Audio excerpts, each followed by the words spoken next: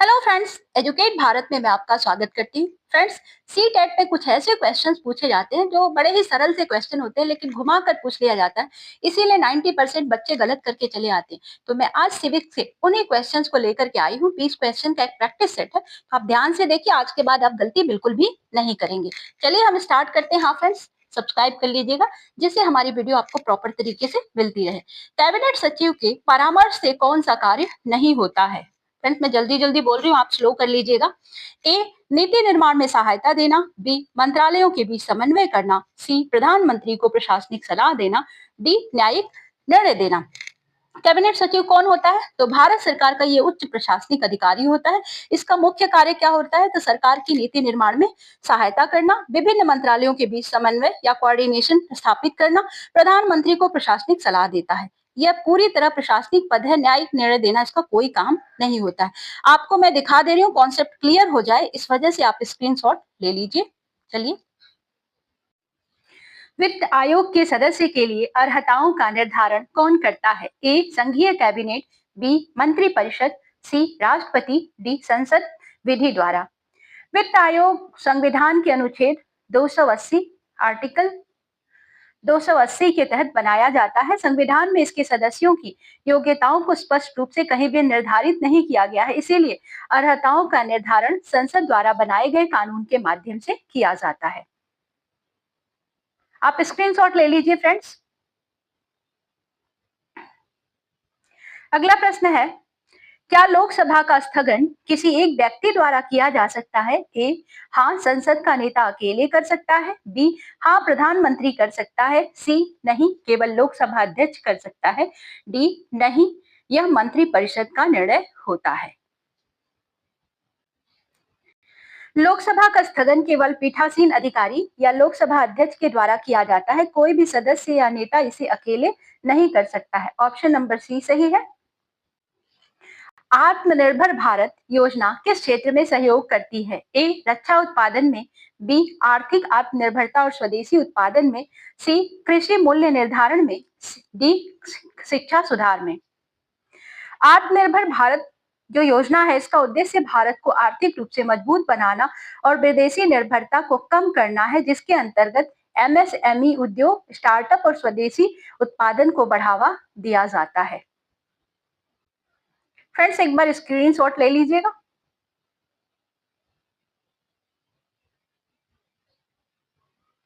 पंचायती राज व्यवस्था का उद्देश्य क्या है? ए, केंद्रीकृत शासन को मजबूत करना। बी, ग्रामीण विकास और स्थानीय स्वशासन को बढ़ावा देना। सी, कर संग्रह बढ़ाना। और डी, राज्य सरकार की शक्ति बढ़ाना।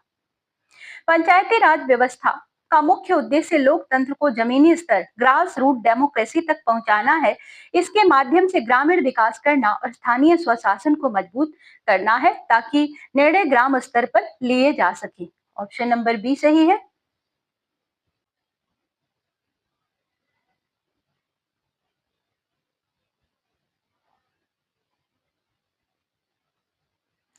निंदा प्रस्ताव के बारे में कौन सा कथन सही है? ए, सरकार के समर्थन के लिए लाया जाता है। बी, अविश्वास प्रस्ताव के समान है। सी, न्यायालय द्वारा पारित होता है। डी, सरकार की नीतियों की आलोचना के लिए लाया जाता है। निंदा प्रस्ताव संसद में सरकार की नीतियों और कार्यों की आलोचना के लिए ही लाया जाता है। यह विश्वास प्रस्ताव से अलग है और इसका अर्थ सरकार को गिराना नहीं होता है, केवल असंतोष को व्यक्त करने के लिए होता है। यंग इंडिया पत्र से कौन जुड़े थे? ए, बाल गंगाधर तिलक। बी, महात्मा गांधी। सी, Annie Besant. D, Subhash Chandra Bose. Young India एक राजनीतिक पत्र था जिसे महात्मा गांधी ने प्रकाशित किया था और संपादित भी किया था। इसका उपयोग स्वतंत्रता आंदोलन के विचारों को जनता तक पहुंचाने के लिए किया गया था। और रही बात एनी बेसेंट की, तो एनी बेसेंट का संबंध था न्यू इंडिया पत्र से।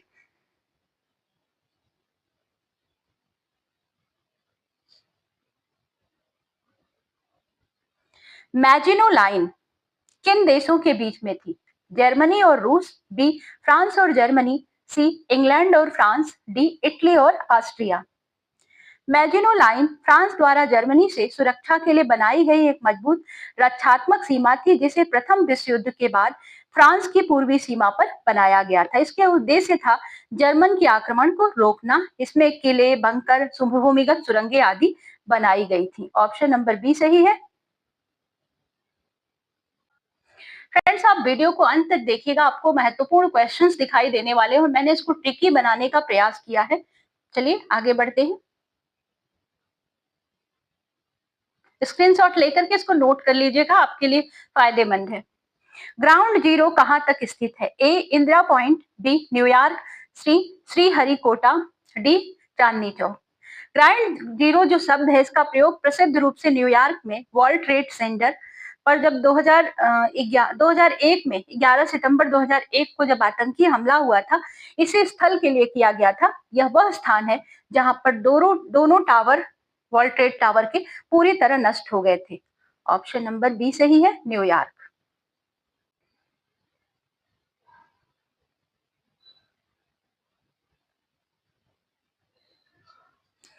निम्नलिखित में से कौन सा जल डमरू मध्य डेविल स्नेक के नाम से जाना जाता है?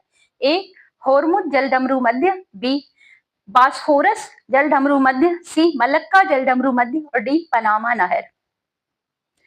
ऑप्शन नंबर सी सही है। यहाँ पर ये मलक्का जल डमरू मध्य जो है दक्षिण पूर्व एशिया में स्थित एक अत्यंत महत्वपूर्ण समुद्री मार्ग है। यह हिंद महासागर और प्रशांत महासागर को जोड़ता है और यह विश्व के सबसे व्यस्त व्यापारिक मार्गों में से एक है।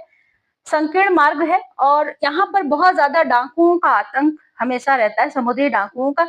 इसी वजह से इसको डेविल्स स्नेक के नाम से भी जाना जाता है। और एक और कारण है, इसको बहुत ही कठिन समुद्री क्षेत्र माना जाता है। हर्षवर्धन के शासनकाल में कौन सी नई राजधानी थानेश्वर से स्थानांतरित की गई थी? ए प्रयागराज, बी कन्नौज, सी पाटलिपुत्र, डी उज्जैन। हर्षवर्धन के आरंभिक शासनकाल में उनकी राजधानी थानेश्वर थी, जो वर्तमान हरियाणा में स्थित है। और हर्षवर्धन ने धीरे धीरे अपने साम्राज्य का विस्तार किया और उत्तर भारत में अपनी राजनीतिक शक्ति को मजबूत किया और इसको यहाँ से हटाकर कन्नौज कर दिया। ऑप्शन नंबर बी सही है। उस समय कन्नौज जो था व्यापार, राजनीति और संस्कृति का एक बहुत बड़ा केंद्र था। उत्तर भारत शक्ति का प्रतीक भी माना जाता था। प्राचीन भारत के महान व्याकरणविद पतंजलि किसके समकालीन थे? ए चंद्रगुप्त मौर्य, बी पुष्यमित्र शुंग, सी समुद्रगुप्त, डी हर्षवर्धन।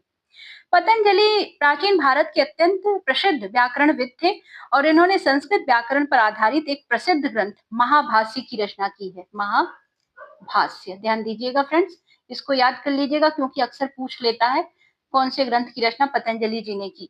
ऐतिहासिक मान्यताओं के अनुसार वे शुंग वंश के शासक पुष्यमित्र शुंग के समकालीन माने जाते हैं। दोस्तों, मैंने लंबी व्याख्या करना बंद कर दिया है क्योंकि आपको बोरिंग लगता है, तो मैंने छोटी सी व्याख्या रखी है। अगर आप इससे लंबी व्याख्या चाहते हैं और ये चाहते हैं कि मैं स्क्रीनशॉट के लिए आपको व्याख्या दूं, तो आप मुझे कमेंट बॉक्स में जरूर लिखें। विक्रम संवत का प्रारंभ कब हुआ? ए 78 ईस्वी, बी 57 ईसा पूर्व, सी 320 ईस्वी, डी 1206 ईस्वी। विक्रम संवत भारत का एक प्राचीन पारंपरिक कैलेंडर है जिसकी शुरुआत राजा विक्रमादित्य से जोड़ी जाती है। ऐतिहासिक रूप से इसका प्रारंभ हुआ था 57 ईसा पूर्व और बीसीई 57 बीसीई माना जाता है। इसको इंग्लिश में ऐसे लिखते हैं, बी सी ई।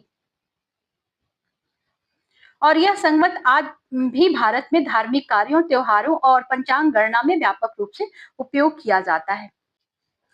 विधवा पुनर्विवाह अधिनियम कब पारित हुआ था? ए 1856, बी 1857, सी 1885, डी 1905। विधवा पुनर्विवाह अधिनियम जो था ये 1856 ईस्वी में ब्रिटिश शासन के दौरान पारित हुआ था। उस समय समाज में विधवाओं के पुनर्विवाह पर कई सामाजिक प्रतिबंध लगाए गए थे। इस अधिनियम ने एक बड़ा सामाजिक सुधार किया था। एक चीज और ध्यान दीजिएगा फ्रेंड्स, उस समय जो लॉर्ड डलहौजी के समय में ये हुआ था, क्योंकि कभी कभी क्वेश्चन में आपसे ये भी पूछ लेता है किस गवर्नर जनरल के शासनकाल में हुआ था। संयुक्त राष्ट्र संघ के महासचिव का नाम क्या है? ए एंटोनियो गुटेरेस, बी बान की मून, सी कोफी अन्नान, डी डैग हैमरशोल्ड। संयुक्त राष्ट्र संघ का प्रमुख प्रशासनिक अधिकारी महासचिव ही होता है। वर्तमान समय में यह पद एंटोनियो गुटेरेस के पास है और जो कि 2017 से इस पद पर कार्यरत हैं। उनके कार्य जो हैं अंतर्राष्ट्रीय शांति, सुरक्षा और देशों के बीच सहयोग को बढ़ावा देना होता है। हवा महल का निर्माण किसने करवाया था? ए सवाई जय सिंह द्वितीय, बी सवाई प्रताप सिंह, सी मान सिंह प्रथम, डी जय सिंह प्रथम। हवा महल राजस्थान के जयपुर शहर में स्थित एक ऐतिहासिक इमारत है और इसका निर्माण 1799 में कराया गया था। कभी कभी आपसे समय पूछता है, तो 1799 में सवाई प्रताप सिंह द्वारा कराया गया था, सवाई प्रताप सिंह। और इसे महलों का महल भी कहा जाता है। ये राजपूत स्थापत्य कला का उत्कृष्ट उदाहरण है, जिसमें रानियों के लिए यह बनाया गया था और यह पर्दे के पीछे से रानियां शहर की गतिविधियों को देख सकती हैं। ये इस तरह का महल है। गंगा एक्सप्रेसवे उत्तर प्रदेश के कितने जिलों से होकर गुजरेगा? तो गंगा एक्सप्रेसवे जो है उत्तर प्रदेश की एक महत्वपूर्ण अवसंरचना परियोजना है। इसका उद्देश्य है राज्य के पश्चिमी और पूर्वी हिस्सों को जोड़ना, ताकि व्यापार, यात्रा और औद्योगिक विकास को बढ़ावा मिल सके। अब बात कर लेते हैं, तो ये 12 राज्यों से होकर 12 जिलों से 12 जिलों से होकर गुजरेगा। वास्को दा गामा भारत किस वर्ष आया था? तो वास्को दा गामा कौन थे? ये पुर्तगाली नाविक थे, जिन्होंने यूरोप से भारत आने का समुद्री मार्ग खोजा। ये 1498 में केरल के कोझिकोड के तट पर पहुंचे। यह घटना भारत के इतिहास में बहुत महत्वपूर्ण मानी जाती है। इसके बाद यूरोप और भारत के बीच सीधा समुद्री व्यापार स्टार्ट हो गया। ये प्रश्न नदियों और जलप्रपातों से जुड़ा हुआ है फ्रेंड्स। तो अलग अलग नदियां हैं और उन पर बने हुए जलप्रपात है। एक इसमें सही नहीं है, बाकी सभी सही हैं। तो ध्यान से देखिए कौन सा जलप्रपात किस नदी पर बना हुआ है। यहाँ पर जो दिया हुआ है ऑप्शन नंबर सी में, इगुआजू अमेजन नदी पर बना हुआ है जलप्रपात। तो ये अमेजन पर नहीं बल्कि इगुआजू नदी पर ही बना है, इगुआजू जलप्रपात। और इसीलिए ये वाला जोड़ा गलत है। बाकी संविधान के उल्लंघन पर महाभियोग किसके खिलाफ शुरू किया जाता है? ए प्रधानमंत्री, बी राष्ट्रपति, सी सर्वोच्च न्यायालय के न्यायाधीश, डी राज्यपाल। महाभियोग जो है ये एक संवैधानिक प्रक्रिया है जिसके द्वारा भारत के राष्ट्रपति को पद से हटाया जा सकता है। यदि संविधान का ये उल्लंघन करता है तो यह प्रक्रिया संसद के दोनों सदनों द्वारा विशेष बहुमत से पूरी की जाती है। ऑप्शन नंबर बी सही है, राष्ट्रपति। फ्रेंड्स, इस तरह से हमारे 20 क्वेश्चन का एक सेट कंप्लीट होता है। यदि आपको ये पसंद आया हो तो हमें एक लाइक जरूर दें। और हाँ, यदि आप इसी तरह के और भी प्रैक्टिस सेट को हल करना चाहते हैं तो चैनल को सब्सक्राइब कर लें, फ्रेंड्स के साथ भी शेयर करें। हम मिलेंगे आपसे अगले प्रैक्टिस सेट के साथ। तब तक के लिए goodbye. Thank you for watching.